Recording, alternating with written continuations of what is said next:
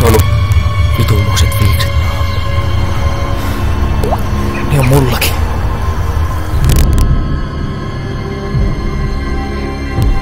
Mä näytän ihan oksettavalta. Ja vastenmieliseltä. Mä oon muuttumassa hirviöksi.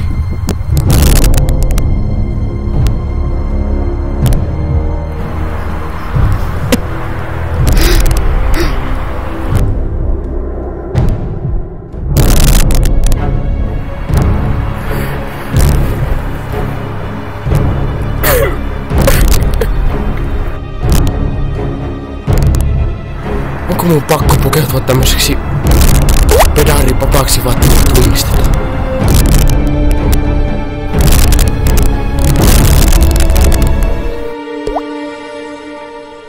Mä ajattelin, että ehkä vaan parempi päästä irti.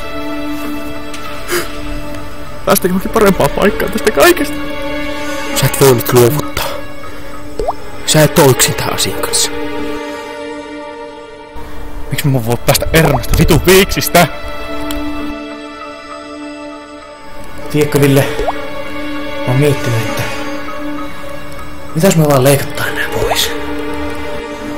Se ei vaan auta. Jarkko, se ei auta. Mä oon kokeillut. Se käsittää. Totta kai se auttaa.